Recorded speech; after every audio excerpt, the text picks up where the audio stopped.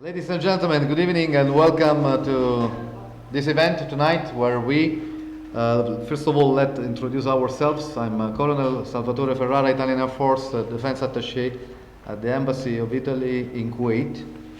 And Good evening to everybody. My name is Umberto Panetta. I'm the Chief Executive Officer of Leonardo for Aviation Services here in Kuwait. thank you, Umberto. As you can see, tonight we are going to discuss about the Italian Air Force from an historical perspective in the service of peace, from cavalry to modern design and engineering. So this discussion is chaired by Italian Air Force and Leonardo together. We're going to talk alternatively between me and Umberto, and I will start from the origins of the military aviation in Italy. Okay, Italy in history has been one of the first countries that recognized the value, that believed in the potentiality of the aircraft powered by engine.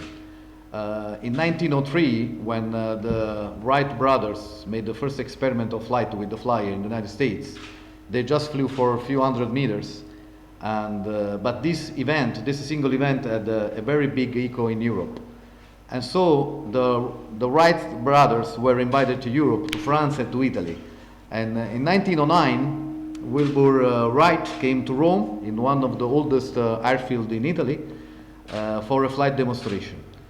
And at this flight demonstration was attended by enthusiastic crowds, by many officers of the Royal Italian Army that were extremely curious about the flight, because everybody was very skeptical about the truth about the first aircraft that flew.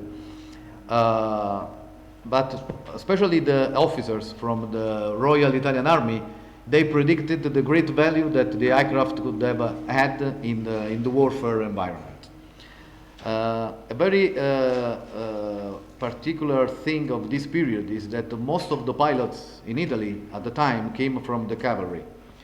The cavalry was this specialty in the Royal Army, where all the officers were nobles from aristocratic families, and they used to ride horses for fun, hunting and racing, but also for military purposes. And most of the pilots were, as I said, from this elite group, from this niche. Even though I have to say that the first real formal official pilot in Italy was an officer from the Navy. He was Lieutenant Mario Calderara, who got the flight license number 1 from Wilbur Wright himself. So 2 years later, the Royal Italian Army employed the first aircraft in combat operations. It was the war in Libya, over Libya, against the Ottoman Empire in 1911, and with this war, Italy marks 2 historical milestones. The first one, it was the first reconnaissance flight over enemy troops, and the other one was the first bombing in the history made by Lieutenant Gavotti. And so this was just the start of the aerial combat in the world. But in the First World War, the military aviation made the big difference in the outcome of the first conflict.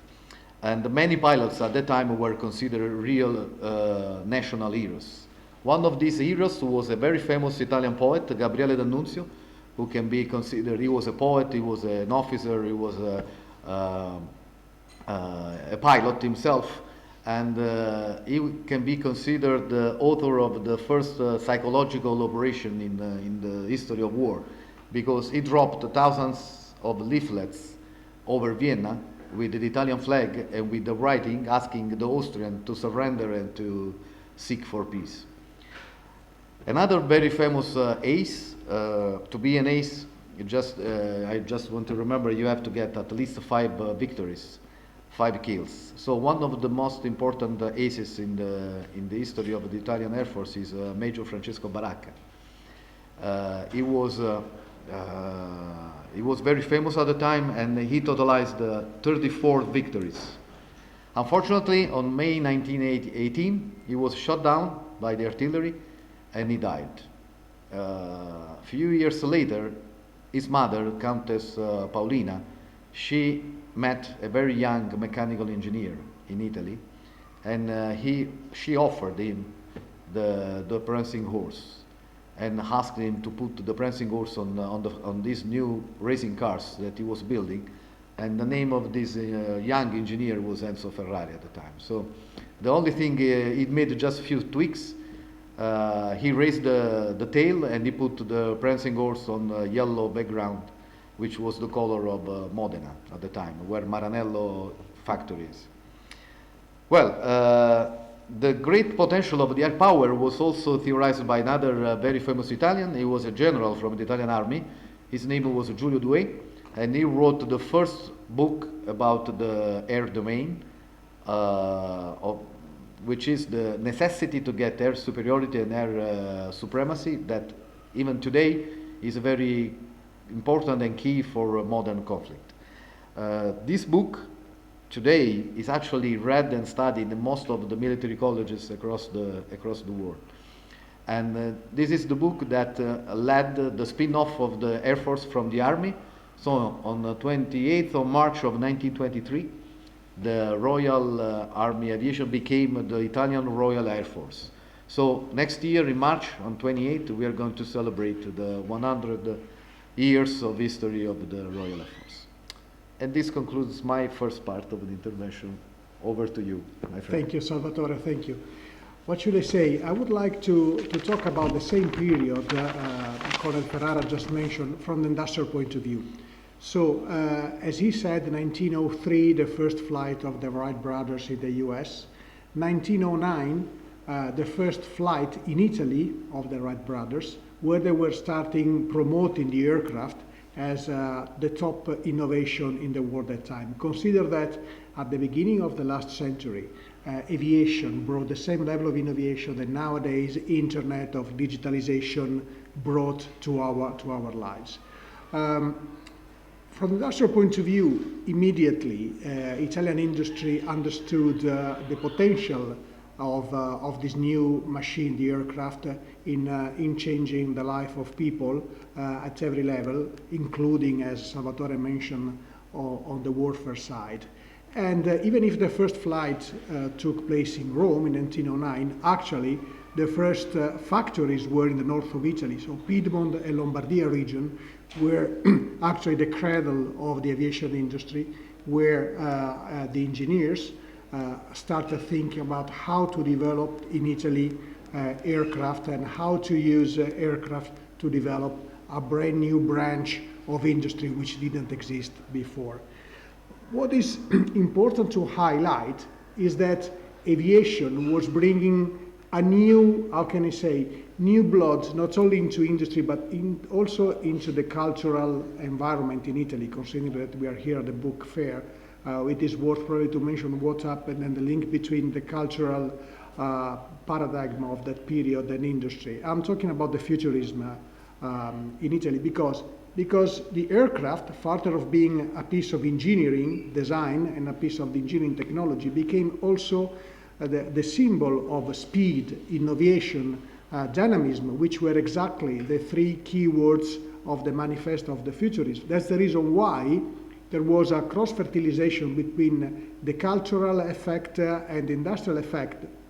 We had some of the most important painters in that period, like Giacomo Balla or Tato, using the aircraft as the key subject of their painters.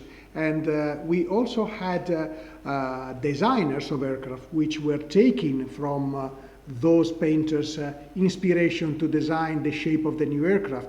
If you consider what happened in the shape of the aircraft since the first aircraft, the Flyer the third of the Wright brothers, until, let me say, the most modern aircraft at the beginning of the 20s. So in less than 15 years, the shape of the aircraft completely changed. And that was not just the result of aerodynamic studies, it was also the result of the cultural influence of the painters and artists, which brought, let me say, a cultural and, how can I say, aesthetic flavor to the arts of engineering in the aviation side. And that was, of course, another element which helped the aviation industry in Italy to develop faster and faster. Thank you. Please, Salvatore.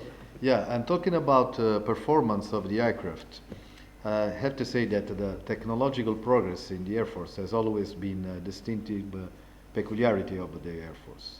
We have always been considered to be the most technological, the most complex, the most sophisticated service, armed forces. And we still are. Because if you think about the air forces in the world, now their influence, their responsibility is also extending vertically towards the space and the outer space. So most of the, for example, most of the Italian astronauts today, they are coming from the Air Force. But if we go back to the 20s, when the futurism took place as a cultural moment, the technology, the transfer of technology at that period in Italy came from the automotive industries. It came from our historical shipyards, because we have been building ships for centuries, if not millennia. And along with the creativity of our engineers, made our Air Force at the time one of the most advanced air forces in the world. The international relevance that the Italian Air Force had in the 1920 up to the World War II was not only due to the excellence, the technological excellence. It was also the synergy and the collaboration, the strong collaboration between the Air Force and all the industries of the time. The Air Force actually believed in this technological progress, and they devoted most of the budget to the research and to studies and to development of new technologies. But they also dedicated the best pilots, the best engineers, the most talented engineers of the time to shape, to build, to develop the aircraft that could reach better performance in terms of speed, altitude, endurance, maneuverability.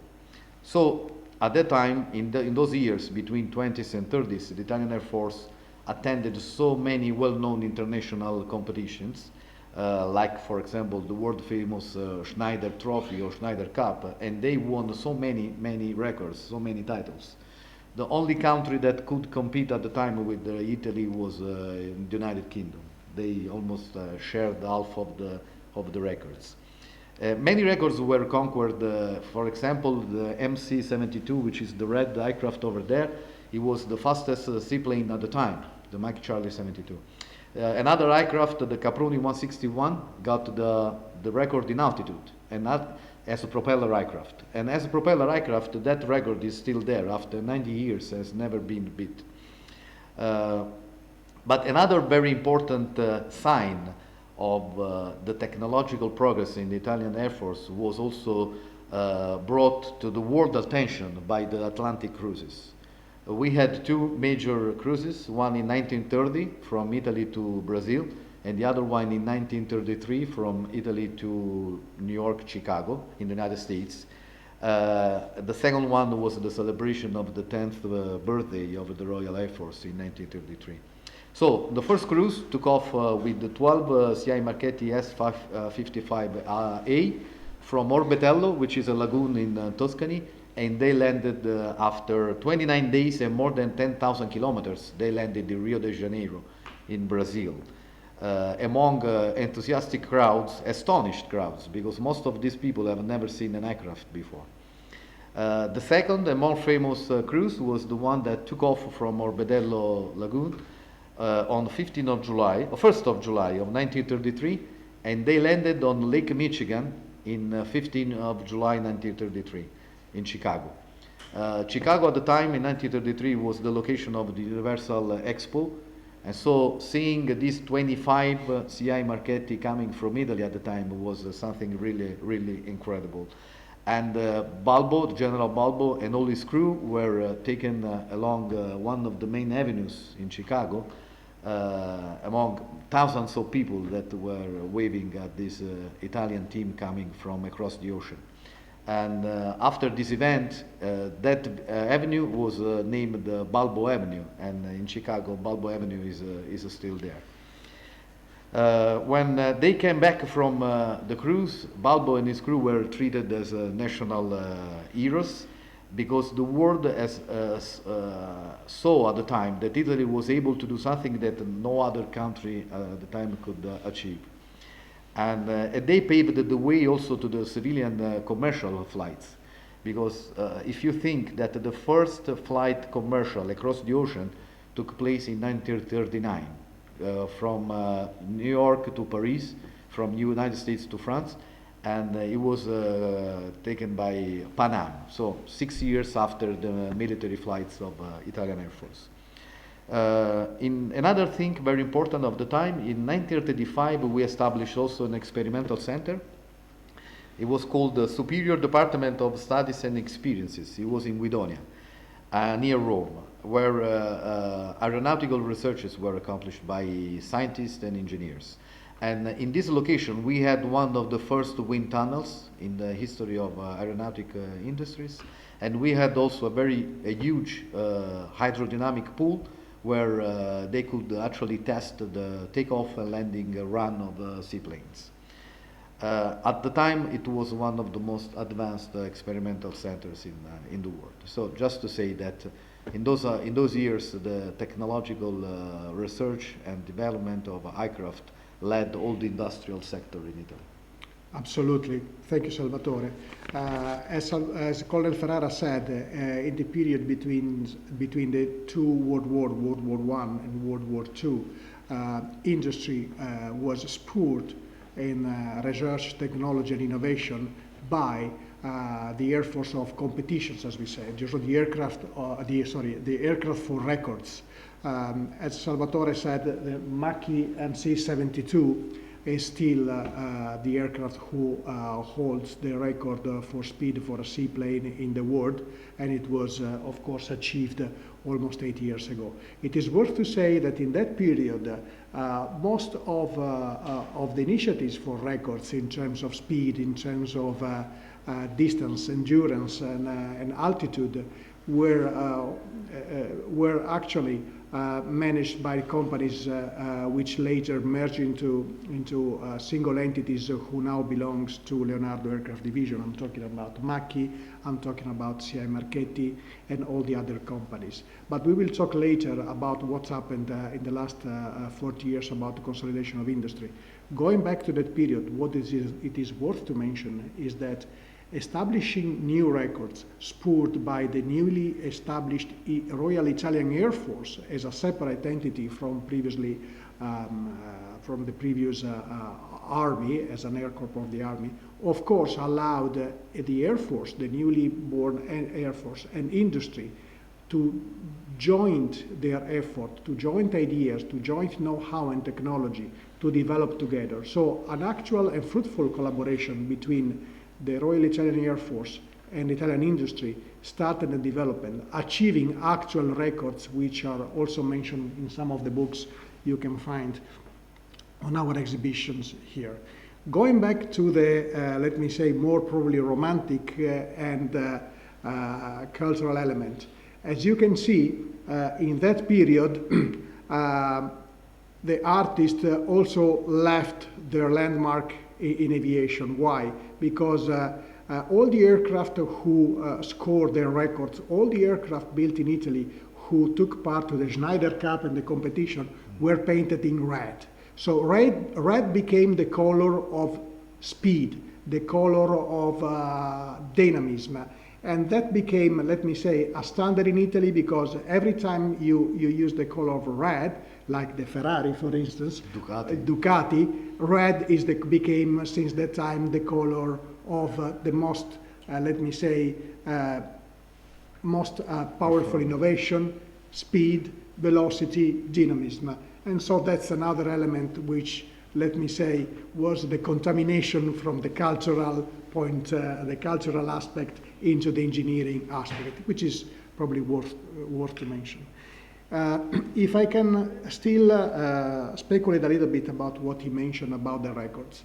In that period, Italian engineers were able to streamline the shape of the aircraft, to increase the power of the engines of the aircraft, to make aircraft which are able to fly faster, to increase the maneuverability, so to increase the capability of that aircraft.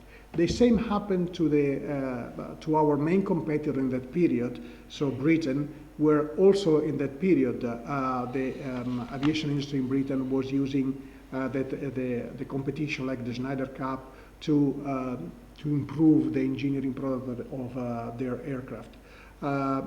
they were able to make a better use of that technology during World War II because probably the most iconic fighter in World War II, the Spitfire, was exactly the latest result applied to military warfare of the technology developed during those competitions. So the designer of the Spitfire was the same designer who designed the Supermarine S6 and S6P, which were competing in the Schneider Cup against Macchi M59, MC72, which you can see on those books here. I don't know if I can start talking about what happened from industrial point of view in World War II and then passing over to you, I need to talk a little bit about World War II, but if you want to introduce... Please. Okay, the World War II can be considered the last century, along the 20th century, the watershed in the history of the Italian Air Force. While in the first part of the century, the Royal Italian Air Force was the forefront of the technology, and it was leading edge in the aerial warfare. After the two campaigns that we had in the 30s, the campaign in East Africa and the campaign in Spain, these two conflicts drained very important resources from the Italian Air Force. And so, on the brink of the World War II, we must say that maybe the Italian Air Force was not completely ready to face the necessity of World War II.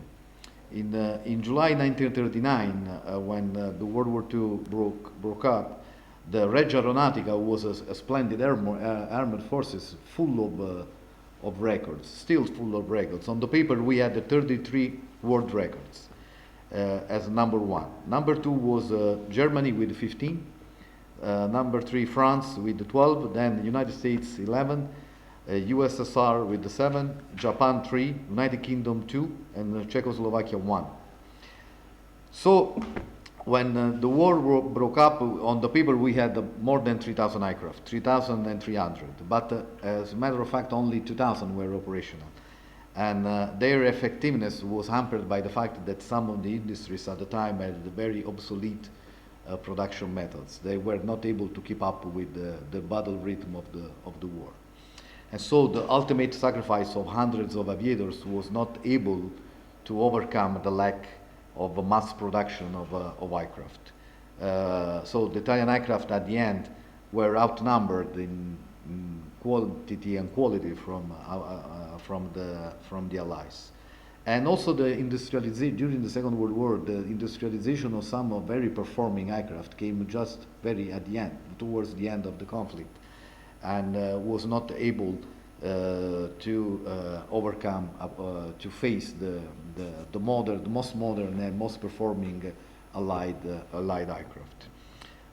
So with the passage from, at the end of the war, with the passage from the Kingdom of Italy to the Republic of Italy, then also the Air Force became from Italian Royal Air Force to Italian Air Force, from Regia Aeronautica to Aeronautica Militare.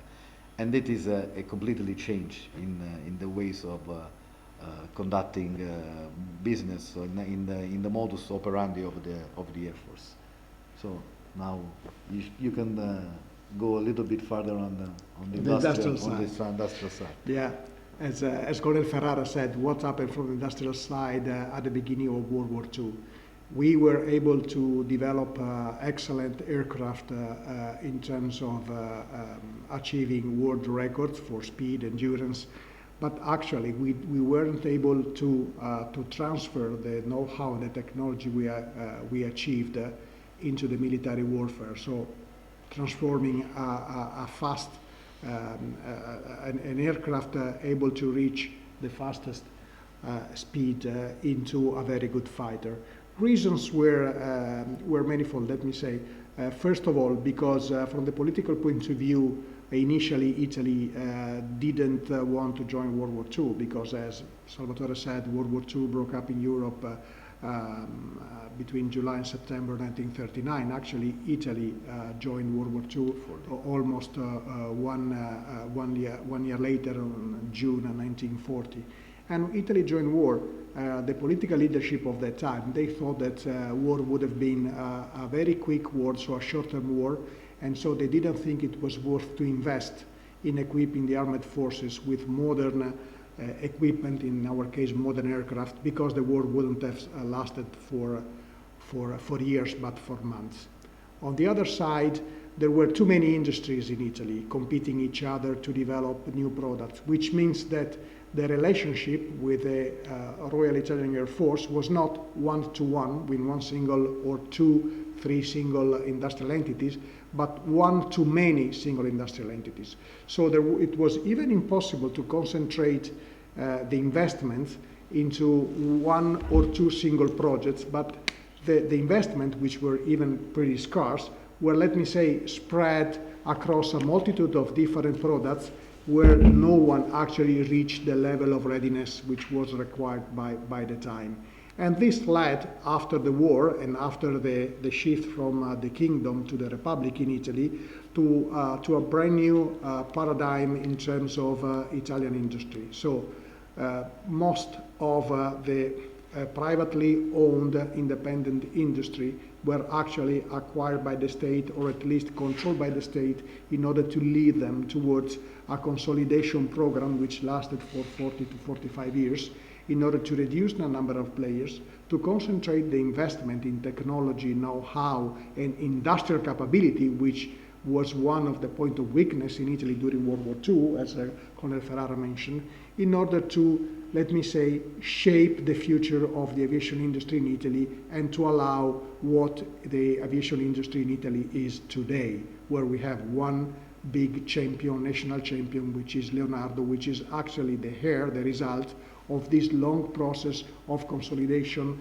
transfer of know-how, and technological development after World War II, so in the last 70 years. Thank you. So yes, after World War II, the change in the form of state allowed Italy also to join different international organizations. So we joined the United Nations, we joined NATO in between the end of the 40s, beginning of 50s, and so we entered in this big community of international countries under the influence of the United States, and the United States were the country to provide us big fleets of second-hand fighters. They gave for free the H-100 Vampire. Then we start to buy F-84, F-86 that were US-built aircraft. In the 60s, we start to buy the F-104, which I flew for a while. So it was in service for more than 40 years. So the industrial companies in Italy, they start to build aircraft under license of the US, like the F-104, but they also start to build made in Italy fighters, like the Fiat G91, which was 100% Italian, and we sold it also to other European countries like Germany and like Portugal.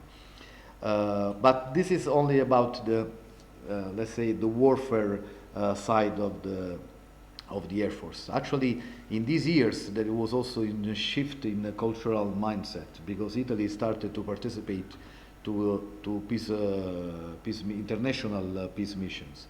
The very first record in the history for our contribution to peace missions is in 1951. During the Korean War, that was between 1950 and 1953, Italy, with the air transport, took a military hospital to the South Korea. So this was the start of our contribution to the international cause. And after this, a lot of other peace missions came along. I would like to mention, for example, the many missions that we did to Africa.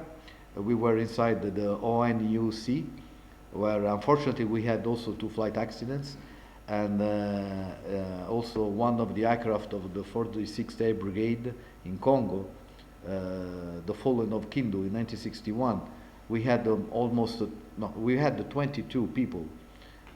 They were peacemakers, peacekeepers. They were providing aids, foods, and stuff from Italy, but unfortunately, they were all killed and slaughtered by the locals in 1961, so 60 years ago.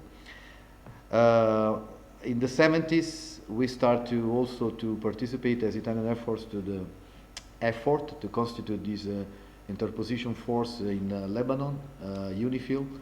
And since then, we have been providing continuously support to the UNIFIL the force between Lebanon and Israel. In 1991, we were part of the coalition here in Kuwait to set free the country after an aggressive invasion from Iraq.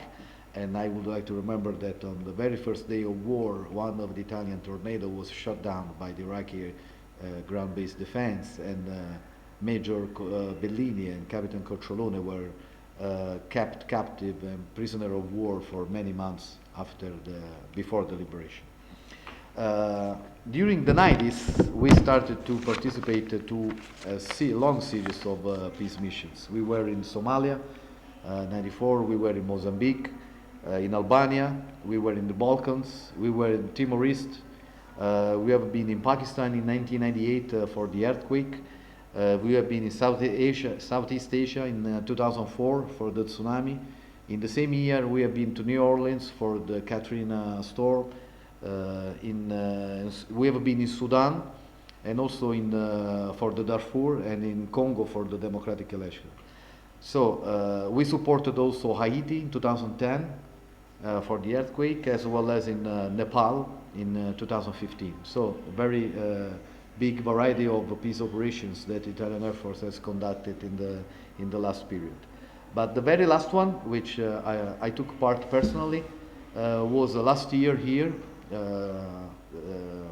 I took part from Kuwait because Italian Air Force make a big effort to relocate more than 5,000 Afghani refugees from Kabul to Italy, making technical drop here in Kuwait after the Taliban took over the country again. And for that, this is a sign of also the collaboration that the Italian Air Force has here with the Kuwait state and with the Kuwait armed forces.